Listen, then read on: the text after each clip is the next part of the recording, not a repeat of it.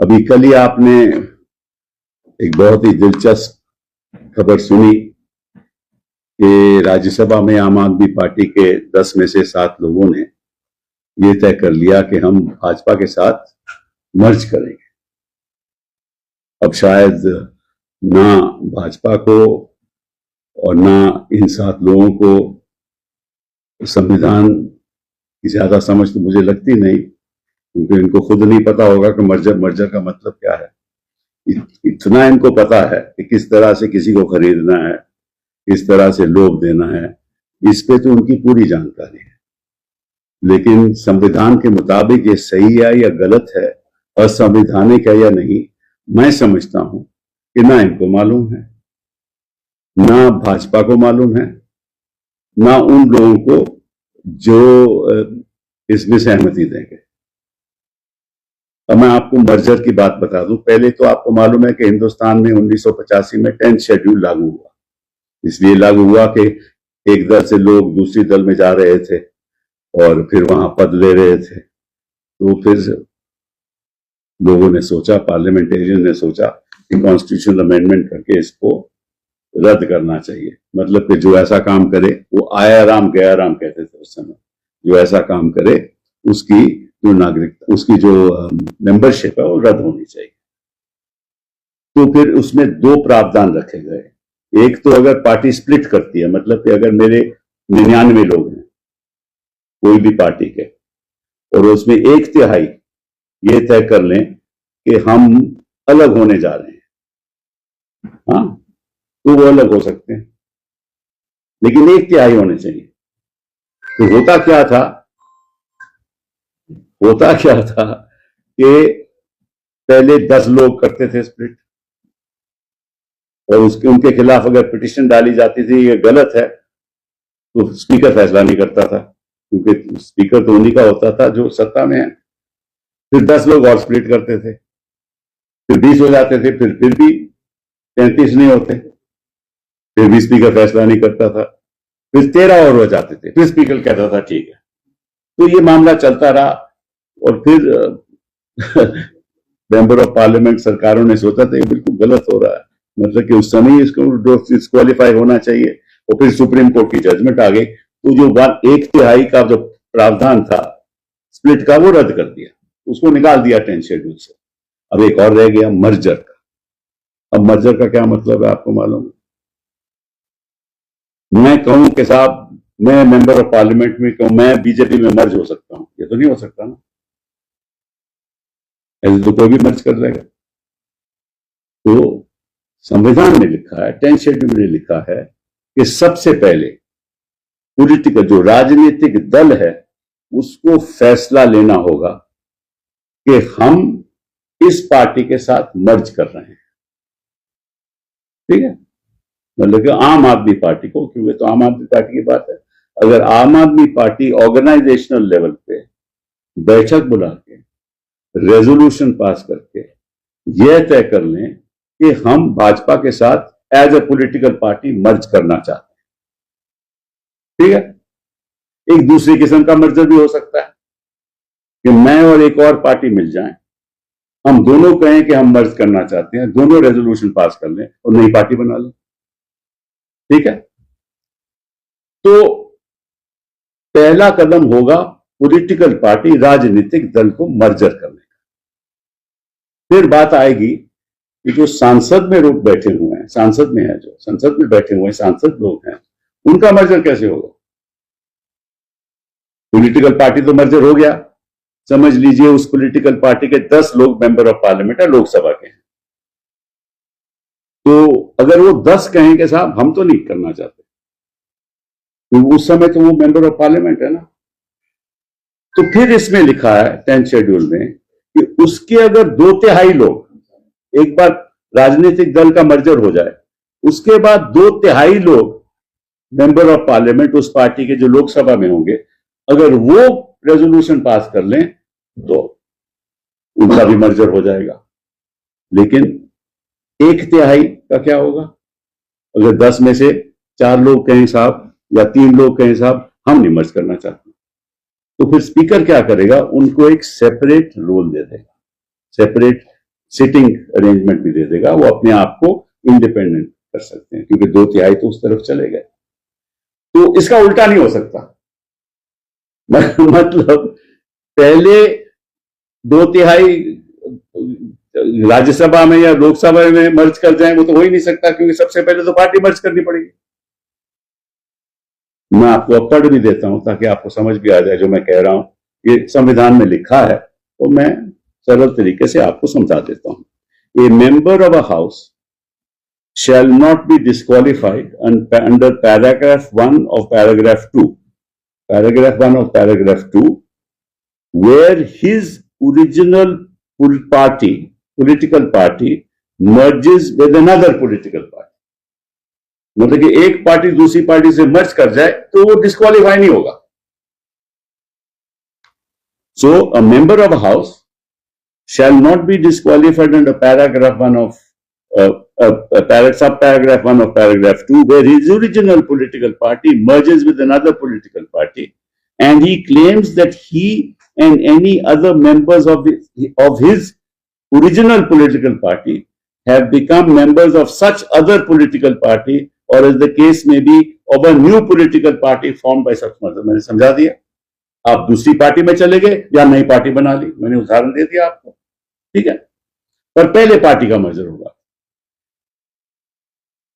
Have not accepted the merger and opted to function as a separate group.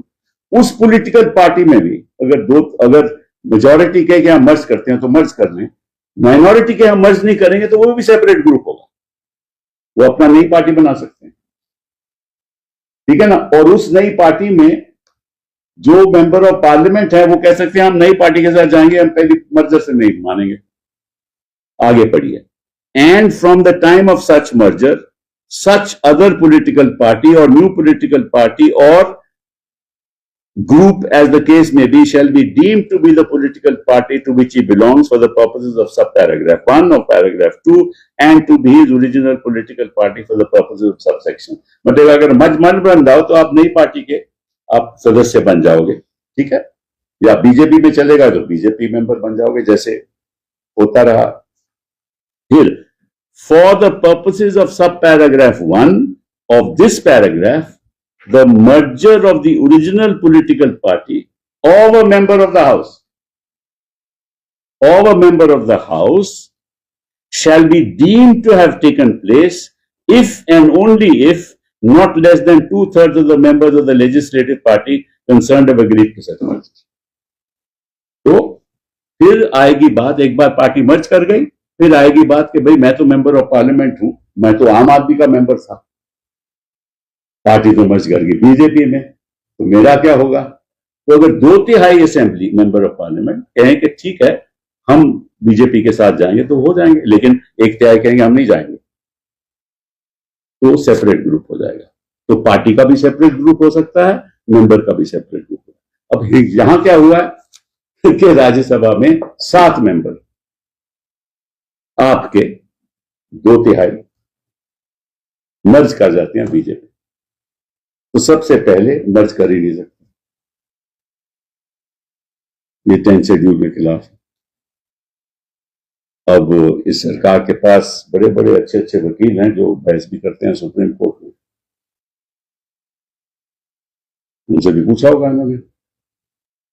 अब इसमें कानून का कोई लेन देन नहीं है, इसमें राजनीति का लेन देन। भाजपा की सारी राजनीति आज उस मकाम पे है जहां हर असंवैधानिक काम हिंदुस्तान के इतिहास में जो कभी नहीं हुआ 2014 के बाद हुआ। चुनी हुई सरकारें गिरा दो, ऐसी इसी तरीके से। महाराष्ट्र में क्या हुआ, यही हुआ। पार्टी कौन सी मर्ज की, शिवसेना की नहीं मर्ज की ना, फिर भी शिंदे साहब मंत्री बन गए, मान्यता दे दी उनको। क्यों मेहनत होगी। प्रॉब्लम हमारे देश में क्या है बता, राजनीतिक दल असंवैधानिक काम करते हैं, चेयरमैन जो स्पीकर होते हैं असेंबली के असंवैधानिक काम करते हैं, क्योंकि वो तो राजनीतिक दल के नुमाइंदे होते हैं, जो राजनीतिक दल कहेगा वही करेंगे, वो असंवैधानिक काम करते हैं। कोर्ट फैसले नहीं करते, सालों साल फैसले नहीं होते, और फिर हमें आरोप लगता है कि हम बयान क्यों दे रहे हैं। हम सही बात करें तो आप लोग उसको चलाते नहीं हो, और जो गलत बात करते हैं आप 24 घंटे चलाते हो। यह मीडिया की राजनीति है। तो मीडिया में राजनीति और असंवैधानिक काम करके अपना सत्ता को मजबूत करना, लोगों को तोड़ देना, मजबूर करना, ईडी। अब इनके पीछे आपको मालूम है, मैं ज्यादा कुछ कहना नहीं चाहता, आपको मालूम है किन लोगों के पास ईडी पहुंच गई थी। तो मैं थप्पड़ भी मारे थे, सुना है, मुझे पता नहीं मालूम। ठीक है। अब जब बिजनेसमैन मेंबर बन जाएगा तो उसको तो अपना धंधा चलाना है ना भैया। धंधा चलाएगा तो ईडी पहुंचेगी, ईडी पहुंचेगी तो दल बदलेगा। ये क्योंकि इक्वेशन है ना, ये इक्वेशन है, ये पॉलिटिकल इक्वेशन है। धंधा करके पार्लियामेंट में आओ, पार्लियामेंट के बाद धंधे करो, धंधा बढ़ाओ, धंधा बढ़ाओगे तो ईडी पहुंचेगी या सीबीआई पहुंच जाएगी, उसके बाद आप दल बदल दो और धंधा करो। यही हुआ ना राजनीतिक षड्यंत्र। मैं तो कहता हूं कि भाजपा को, इनके लोगों को, मतलब कि एक इनका म्यूजियम बनना चाहिए। हिंदुस्तान के इतिहास का 2014 का जैसे प्राइम मिनिस्टर का बना म्यूजियम, इनको म्यूजियम चलना चाहिए कि कितनी धांधलेबाजी इन्होंने की है अपने कार्यकाल में। मुझे हिंदुस्तान के इतिहास में ऐसा नहीं हुआ। और फिर ये जाके भाषण देते हैं, कभी विमेन रेजोल्यूशन बिल की बात करेंगे, वो भी असंवैधानिक। वहां जाके दीदी ओ दीदी ऐसी बातें करेंगे, वोट चोरी होगी, सीईसी को अपने पॉकेट में रख के जो उससे करवाना करवाएंगे। 27 लाख वोट लोग जो नागरिक हैं वो वोट नहीं दे सकते, उसका कुछ नहीं होने वाला। डिस्क्वालिफिकेशन पिटीशन तय ही नहीं होंगी। अब मैं आपको शर्त से बोल देता हूं कि चेयरमैन साहब इसको एक्सेप्ट करेंगे। हम पहले तो हम तो खैर, मैं तो इंडिपेंडेंट मेंबर ऑफ पार्लियामेंट हूं, अपने आपके लोग इस पे डिस्क्वालिफिकेशन पिटीशन फाइल करेंगे। वो डिस्क्वालिफिकेशन पिटीशन की सुनवाई नहीं होगी, वो कहेंगे जी हमें जवाब देना है, उसको महीने लग जाएंगे।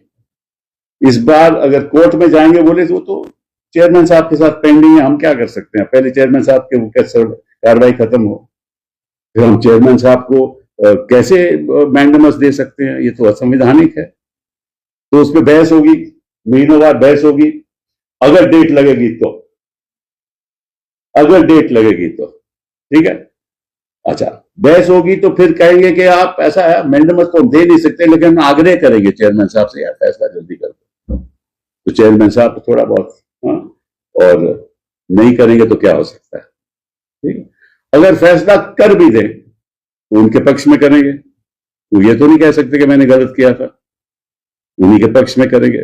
फिर उसके पक्ष में हम पिटीशन फाइल करेंगे 226, पहले सुप्रीम कोर्ट में करेंगे, कहेगा पहले 226 में जाओ, हाई कोर्ट में।